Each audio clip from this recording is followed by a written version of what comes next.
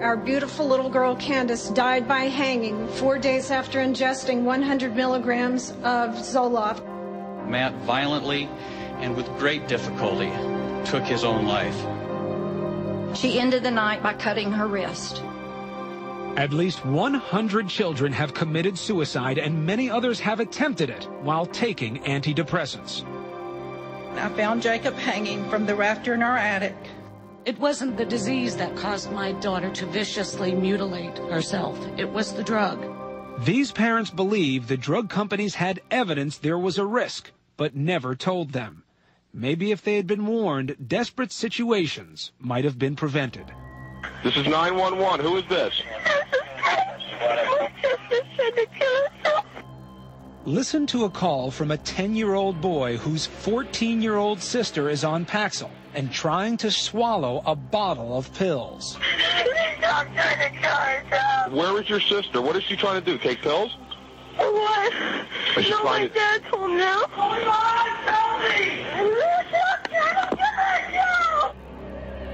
The family is suing. 2 months later, their mother calls 911 while fighting to keep Michelle from stabbing herself with scissors. No, you're not going to die. No, you're not going to die. Oh, no. Oh, no.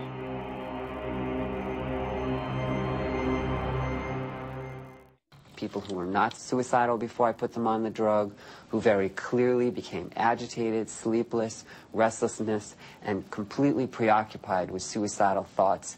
And when I took them off the drug, it went away. You just shouldn't have to feel this way anymore. You may recognize the happy bouncing circle in this Zoloft commercial. Depression may be related to an imbalance of natural chemicals between nerve cells in the brain. Prescription Zoloft works to correct this imbalance. But wait a minute. Experts say there's no scientific proof that depression is caused by a chemical imbalance, even though many people claim to be helped by these drugs. And what's more, there's no way to precisely measure these chemicals in human brains. Instead, they test rats. So you're telling me they fed rats some of these drugs, mixed their brains up in a tube, measured if there was more fluid than there was before, and that has started a cultural revolution of medicating behavior? The bottom line, we don't really know what these drugs are doing in real live human beings. We've heard more and more attention about deficit disorders, ADD, and attention deficit hyperactive disorder, ADHD. The most common treatment for this disorder is a drug called Ritalin.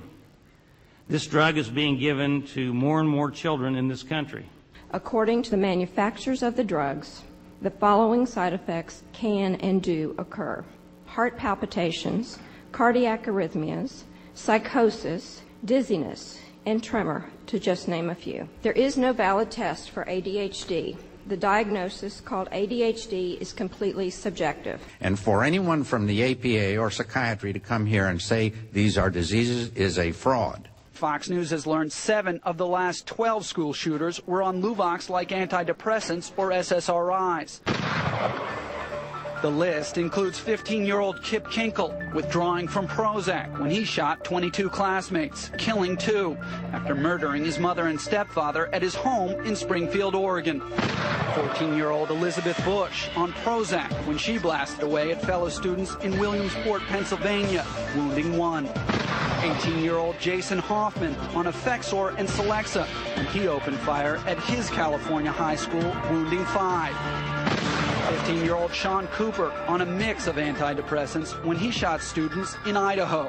15-year-old TJ Solomon also on a mix of antidepressants when he aimed his shotgun at classmates in Conyers, Georgia, wounding 6. And 17-year-old Eric Harris on Luvox when he and partner Dylan Klebold killed 12 classmates and a teacher in the bloodiest school massacre yet, Columbine. 2 years ago, 16-year-old Corey Badsgard took a rifle to his high school and held 23 classmates hostage. Just one more apparently unexplainable violent outburst at school. Unexplainable to everyone but Corey's dad. So in your mind, there's no doubt what happened here? I had no doubt that the medication did this. I mean, he had amnesia, hallucinations earlier, abnormal dreams, which are all side effects of the medication. Jefferson County parent told me that he had first complied with the school's direction to place his son on a stimulant drug. The drug caused his son to become violent. He began taking steak knives out of the kitchen and stabbing his stuffed animals and mattress. Mark and Cheryl Miller say Zoloft, an antidepressant that was given to help their son, 13-year-old Matthew, killed him instead. We asked, are there any adverse effects whatsoever? And they said possibly some indigestion, maybe some insomnia, but there was no discussion about any other kind of adverse psychiatric effects whatsoever. Matthew became uncharacteristically moody and agitated, and after 7 days on the drug, he committed suicide. We teach our kids, we tell them to say no to drugs, but yet we prescribe some of the most powerful mind-altering stimulants that you can imagine with very little education. And I think that's criminal. Julie Woodward was only 17 years old. She had recently switched high schools, and her parents say she was in a rebellious phase. Julie had been taking Zoloft for just 7 days when her father found her in the garage. Julie had hanged herself. I just remember that moment, and I just said,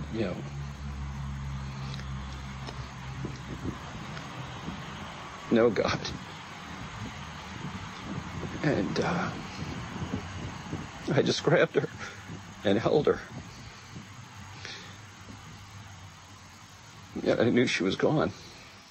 Now Primetime has obtained an internal document from 1997 showing that in some studies, the number of people taking Paxil who experienced withdrawal symptoms was shockingly high. We found 25%, 42%, even as high as 62%. But these numbers were not included in the warning given to doctors or patients.